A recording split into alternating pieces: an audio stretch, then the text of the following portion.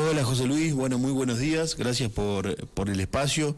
Déjame saludar a toda tu audiencia y déjame desearle, como es mi primera entrevista en el medio, quiero desearles a todos un excelente 2023 y que sea con mucha paz, con muchos éxitos. Bien, aclaremos que, bueno, el año pasado terminó bastante complicado, así que bueno, no pudimos hacer ninguna entrevista. Nos parecía lo más oportuno arrancar este año y más franco con las novedades que hay. Primero que nada, vos ayer nos pasaste la información del censo. Navarro ha aumentado un poco más su población, pero también probablemente aumentaría la cantidad de ediles, que sería a 14. Contanos un poco. Bueno, José, lo que veo es que finalmente, después de tantos dime y direte, el gobierno nacional pudo blanquear o demostrar, aunque sea de manera provisoria, los resultados del censo. En mi opinión pensé que íbamos a hacer un poco más, pero digamos, los números que arroja el censo aún son provisorios. Eso es lo primero que hay que ser prudentes, hasta que esos números sean definitivos.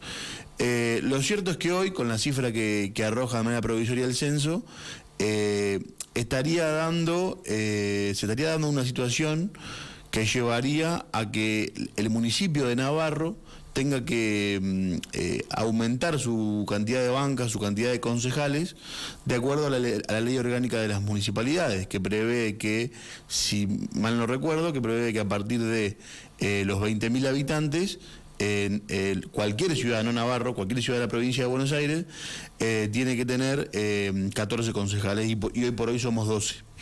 Entonces, bueno, obviamente van surgiendo algunos interrogantes, algunas dudas de cómo se va a instrumentar esto, ¿no?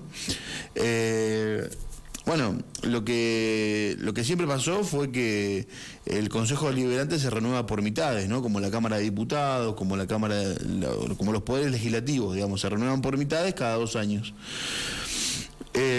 Justamente ayer en el Consejo estábamos charlando este tema y algunos planteaban aquella comparación con el 83, en donde se reanudaba los poderes legislativos y en ese entonces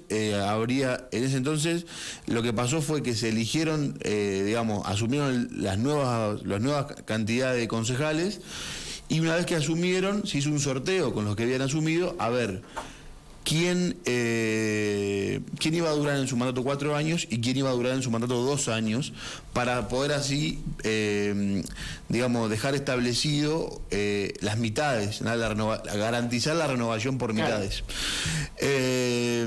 Así que eso es una experiencia que hubo en el 83. Seguramente debe haber material del Tribunal de Cuentas o material de la Justicia Electoral, donde seguramente ya haya un criterio jurisprudencial de cómo tiene que desembarcarse eso. Todavía no me animé a estudiar tanto porque, como te dije al principio, los resultados son provisorios. En caso de que haya alguna irregularidad o algo y no lleguemos a los 20.000, nos vamos a mantener la misma cantidad. Es decir, que hay que tener cierta prudencia con esto, pero por lo menos siempre vamos analizando esa posibilidad. Y creo que también esta situación de la renovación de bancas también traería aparejado una modificación en la boleta, bien, al momento de... Si vos me preguntabas a mí hoy, yo no me interioricé en esto, como te decía, no me interioricé a fondo en este tema, porque no sabemos si nos va a tocar. En principio sí, y entiendo que van a ser ya ahora 7 concejales titulares y 7 suplentes, bien, en la nómina de concejales. Esto quiere decir que también la lista de concejales va a ser un poco más amplia, bien, más numerosa. Esas en principio serían las repercusiones. Entiendo que también, no lo tengo claro, tengo que hablar con la gente del Consejo Escolar, entiendo que también esto impacta en el Consejo Escolar, pero no, sinceramente lo estudié desde el Consejo Deliberante y no lo abordé desde el Consejo Escolar, pero entiendo que lleva la misma lógica. Así que bueno, por lo que parecía que nunca iba a llegar los datos del censo, finalmente llegaron. Y bueno, ahora esperar la confirmación definitiva para ponernos a trabajar y que el año, o sea, que en diciembre del 2023, una vez pasadas las elecciones, tengamos ya más certeza de cuántos concejales van a ser, que obviamente ya entrarán en funciones en el 2024.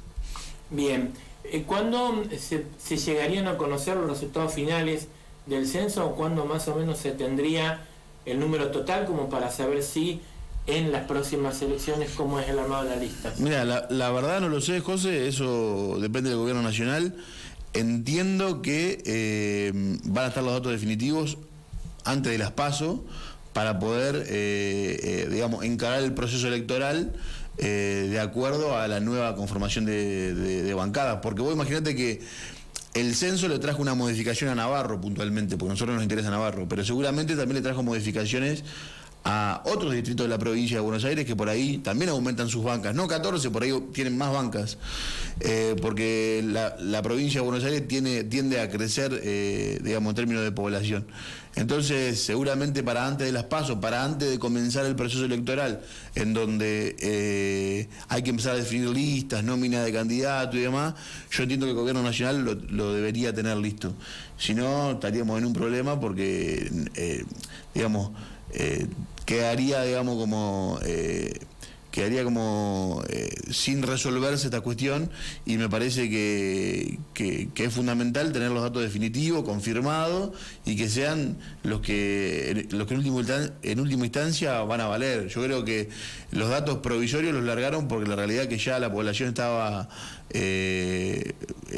desilusionada, porque en un momento se había hablado de que se habían perdido los datos. Bueno, hubo un montón de información, quizás hasta alguna falsa, pero lo cierto es que nada, tenemos que esperar y seguramente va a ser antes de las PASO. No te lo puedo confirmar porque no soy funcionario del gobierno nacional, pero entiendo que para esa fecha debería estar resuelto.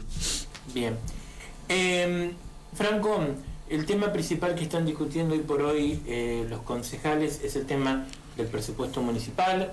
El día lunes estuvo acá Cristian Carrizo, quien dijo que se veía un 100% de aumento para los y las trabajadoras municipales. Bueno, ¿cómo va esa discusión? ¿Qué pasa con el tema del presupuesto? ¿Se han reunido con Pisicini? Bueno, desde el Consejo estuvimos estrictamente en el verano trabajando en el tema presupuesto. Nos hemos reunido en 2 oportunidades con el secretario de Hacienda, quien muy gentilmente vino a evacuar algunas dudas técnicas, y particularmente anoche tuvimos la segunda, en donde quizás también se le hicieron algunos planteos políticos, en donde él dijo, bueno, en definitiva, el presupuesto también es una decisión política, es decir, en qué estimo yo que voy a gastar los fondos en el 2023. Entonces, lo que nosotros observamos, bueno, el presupuesto, digamos, actual, ronda, si mal no recuerdo, lo tengo por acá, creo que 3.300 millones. Creo que algo más de 3.300 millones, sí, 3.380 millones. Bueno, lo que hicimos la evaluación correspondiente conforme las áreas.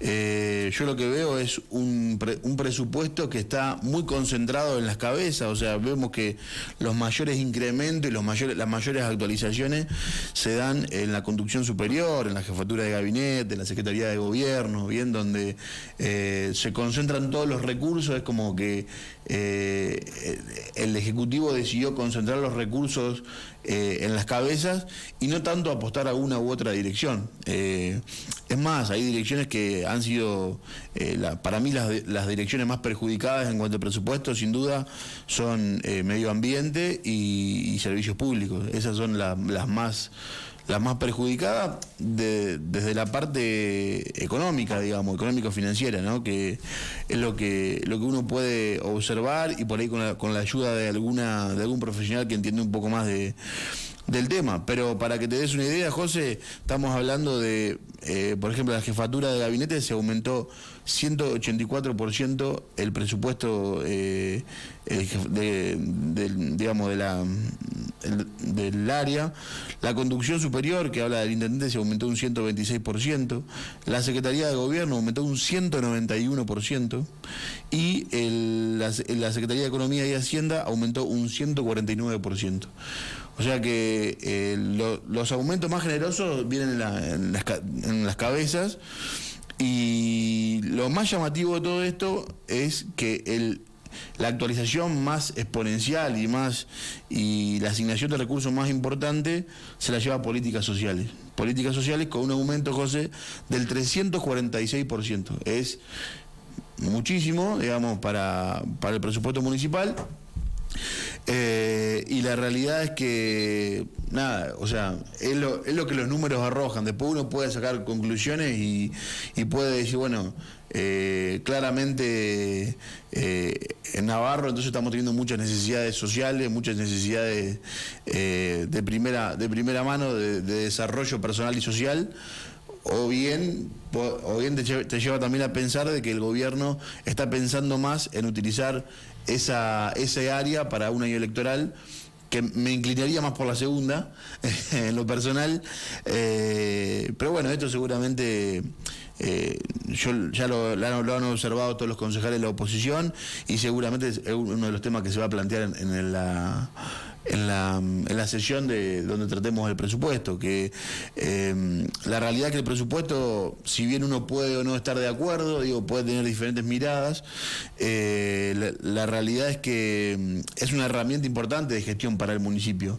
O sea, nosotros de ninguna manera vamos a poner, trabas en una herramienta tan importante, porque es una herramienta donde el vecino tiene el recurso genuino, donde nosotros le aseguramos al municipio que pueda llevar adelante una gestión, pero obviamente vamos a hacer todas las salvedades y vamos a tener todos nuestros reparos al momento de tratar el presupuesto.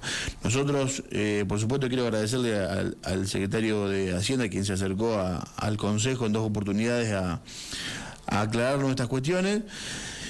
Y también, bueno, hemos estado reunidos con la sociedad rural.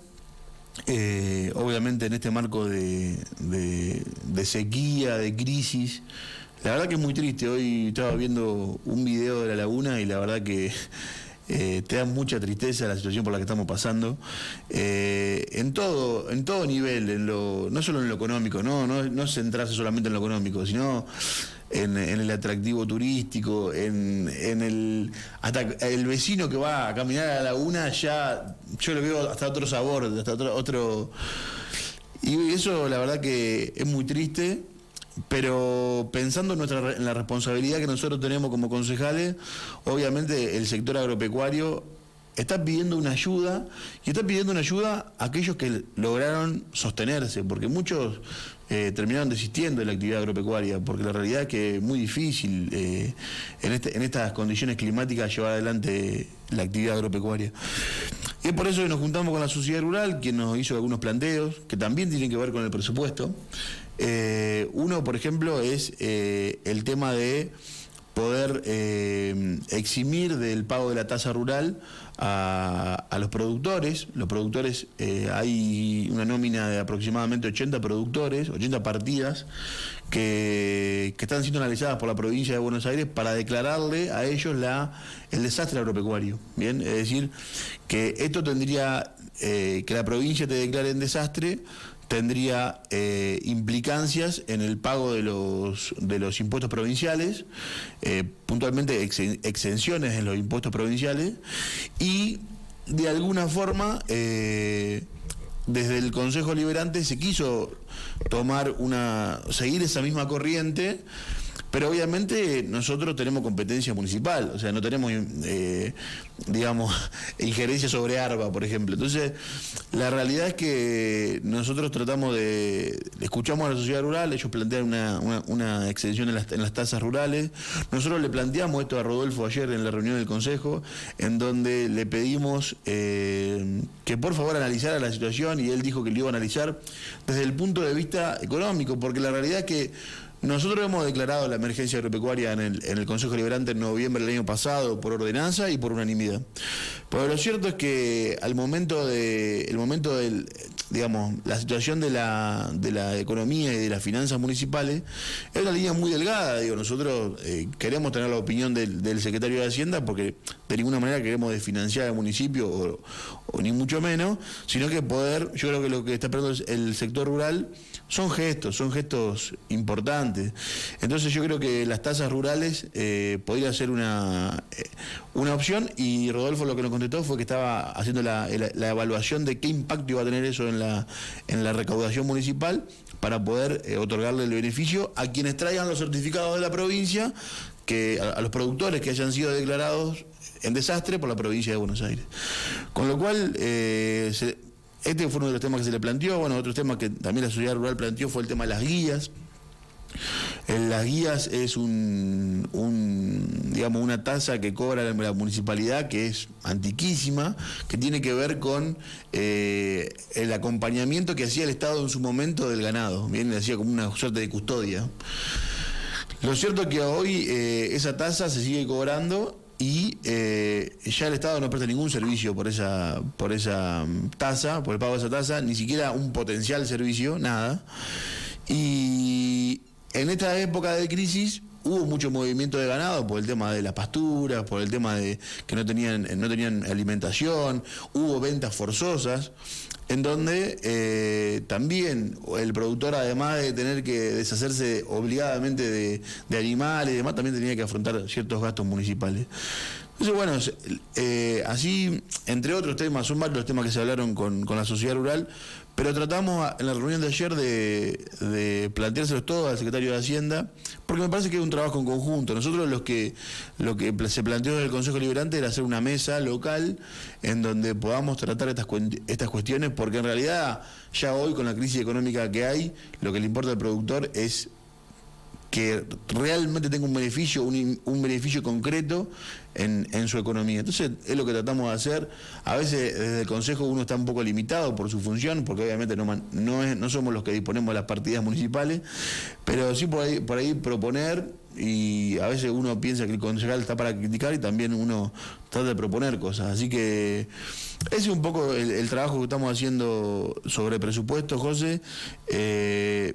Estamos yo creo que entiendo que cada bloque está haciendo su estudio, el estudio pertinente de lo que se va a exponer en la famosa sesión del presupuesto, que es una de las sesiones más importantes para mí del Consejo Deliberante, porque tanto el presupuesto como la rendición de gastos son dos momentos en donde la gestión pone a consideración, digamos, su desempeño, ¿bien? Entonces son dos momentos importantes, y bueno, todos los concejales en ese sentido, y me consta que están estudiando, hay muchos concejales que se están interiorizando en un montón de cosas, hasta técnicas, para ver, para aprovechar la oportunidad de la aprobación del presupuesto o no, del tratamiento del presupuesto, mejor dicho, aprovechar esta oportunidad para poder hacer todos los aportes que se puedan hacer. Bueno, ayer Rodolfo nos dijo que estaba a total disposición si había que hacer cambios, que él tenía un equipo con el cual podíamos contar y que nos podíamos juntar. Así que bueno,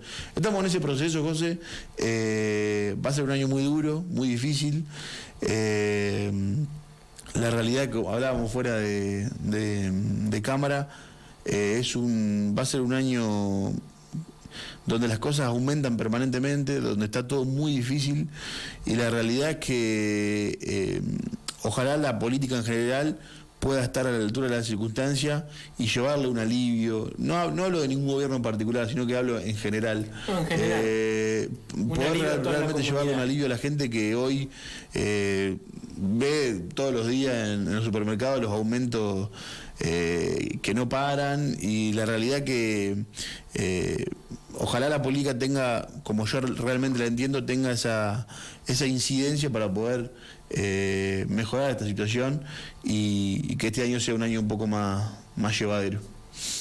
Franco, para finalizar la entrevista, más allá, ¿no es cierto?, de la cuestión económica o de la cuestión social, este es un año electoral.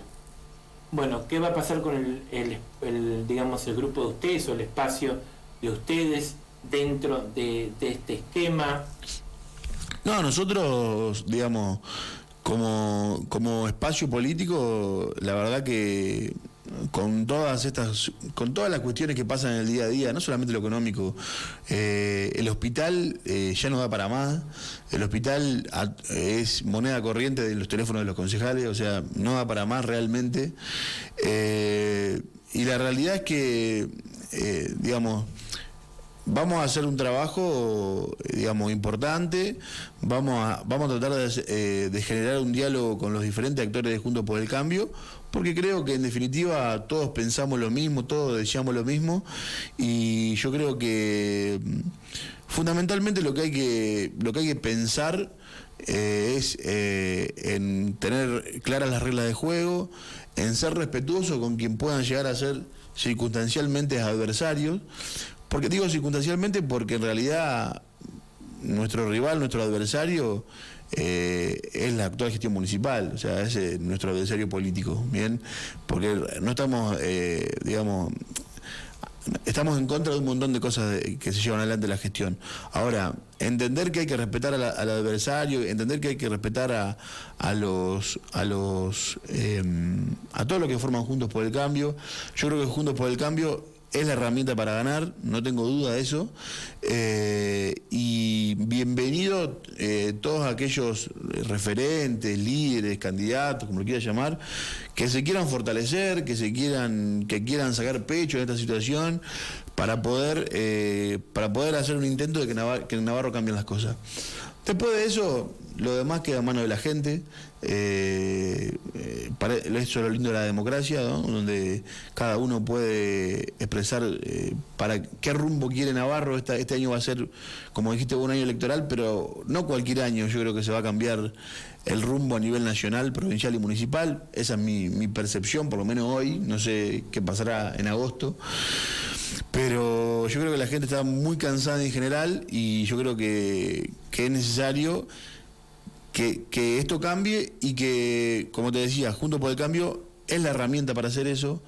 Tenemos que convocar a la mayor cantidad de gente posible para empezar a charlar qué es lo que queremos modificar sustancialmente. Yo creo que una de las cosas, como te decía recién, es el hospital. El hospital no da para más, gracias a Dios que nosotros en el equipo lo tenemos a Horacio, que Horacio es una persona que sabe muchísimo de salud pública y la verdad que nos hace ver cosas que realmente sí te dan ganas de que las cosas realmente cambien. Así que nada, es lo único que te puedo decir por ahora, José. Para las elecciones falta mucho, pero bueno, de todas formas va a ser un año, hasta antes de las elecciones va a ser un año de trabajo, así que seguiremos con las mismas ganas en el Consejo Deliberante.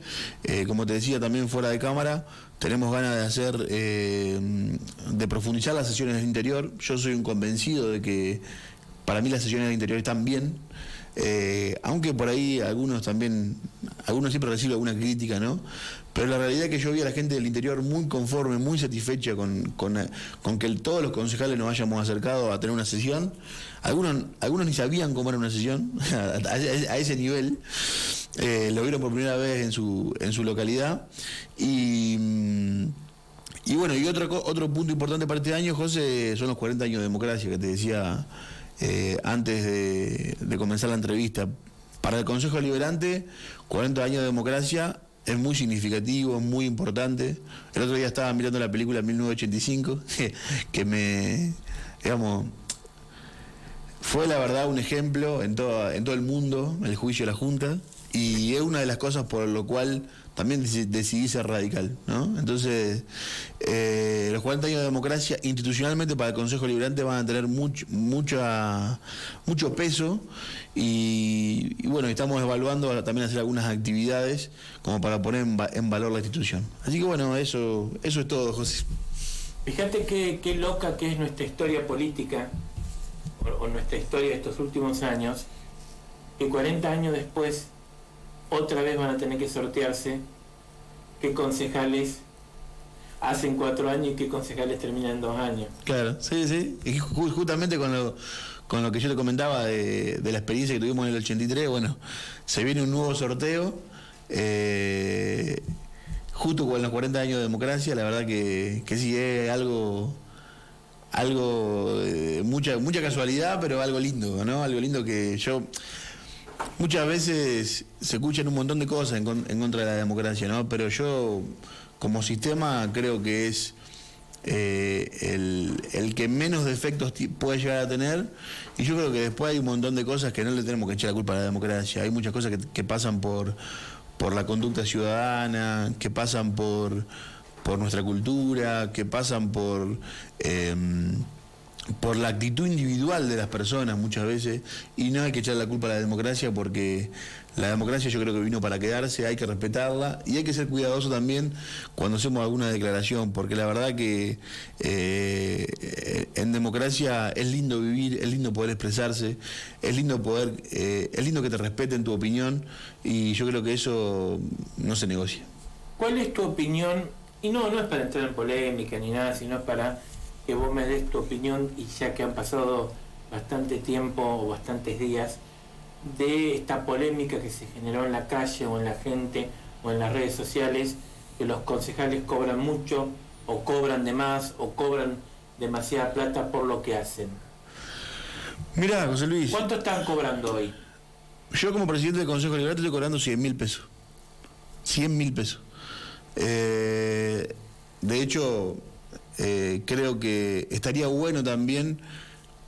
En realidad todo termina dándose un debate o una discusión a través de operaciones políticas, porque fue una operación política, fue una noticia falsa.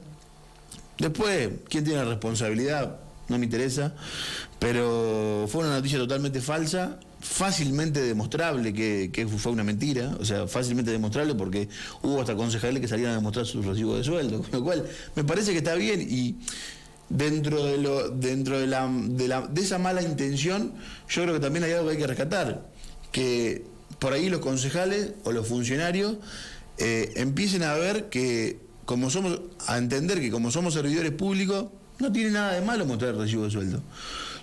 Por ahí podrá ser poco, por ahí podrá ser mucho, ¿no? Cada uno sacará sus conclusiones, pero la realidad que los concejales, yo puedo dar fe que los concejales trabajan muchísimo. Y uno, yo creo que la mayoría, yo te hablo por mí, pero yo creo que la mayoría no está en esos lugares por una cuestión económica. Entonces, duele que por ahí se utilice así livianamente noticias tan mentirosas, tan falsas, y además que nosotros, o sea, eso está regulado por ley, la ley orgánica de las municipalidades también nos pone, digamos, ciertos impedimentos y ciertas exigencias a lo que tiene que cobrar un concejal. No es que acá se cobra lo que se quiere. Aparte son funcionarios públicos. Sí, obvio. No. A ver, somos funcionarios públicos, y esta charla la tuvimos no había pasado todavía esto, y la tuvimos en Mercedes, en una reunión que me invitó la presidenta del Consejo Liberante de Mercedes, en donde nos reunimos con el director, con uno de los titulares de la Defensoría de la Provincia de Buenos Aires, y él planteaba que hay que dar un debate en la política acerca de empezar a transparentar ciertas cosas. Yo creo que no hay ningún problema. En el debate siempre se presenta de que digo, bueno, el recibo de sueldo por ahí tiene un tinte privado, y bueno, es lo que yo gano, es mi sustento, pero la realidad es que uno lo cobra y lo va a cobrar de manera circunstancial. Con lo cual, yo no le veo ningún tipo de inconveniente. Me gustaría ojalá a raíz de esto, de esta operación política, porque hay que llamarlo así, porque no es ni más ni menos que eso, surjan un montón de iniciativas que tiendan a transparentar un montón las finanzas del municipio, los sueldos, las dietas de los concejales. O sea, me parece que está bueno, que es saludable. De lo que no es saludable es las noticias malintencionadas, o sea, ponerme a mí en una tapa como diciendo que yo no tengo injerencia en los sueldos. El pago de los sueldos lo hace el municipio, o sea, lo hace el intendente a través de su secretario de Hacienda, o sea, el pago de las dietas de los concejales, o sea, ni siquiera es que nosotros disponemos de eso, ¿tá? Así que otra cosa que prevé la ley orgánica de las municipalidades es que nosotros no podemos votar viáticos, gastos de representación, está prohibido hacer esas cosas por la ley orgánica de las municipalidades. Entonces hay ciertas limitaciones está bueno que también que la gente lo sepa, y bueno, y la verdad que no me queda otra cosa que palabras de repudio para digamos, este tipo de noticias falsas y malintencionadas, y reivindicar, ¿por qué no, José Luis? El periodismo que se hace de manera responsable, reivindicar el periodismo que se hace de manera, digamos, que se hace con mucho esfuerzo, que todo cuesta como cualquier profesión, y la verdad que para muchos es un trabajo, es un modo de vida, y me parece que hay que reivindicar eso, ¿no? Hay que reivindicar el esfuerzo, hay que reivindicar el periodismo serio, responsable, que tiene buenas intenciones y quiere llegar a la comunidad de buena fe. Me parece que eso es lo más lindo que podemos rescatar de esa situación. Franco, muchas gracias por este tiempo, gracias por esta entrevista, y bueno, seguramente nos vamos a estar viendo no solamente por el Consejo Liberante, sino también por la política, que ya los motores se van a ir preparando. Bueno, muchas gracias, José Luis, por el espacio, y agradecerte como siempre, la buena onda. Muchas gracias. Bien, así pasaba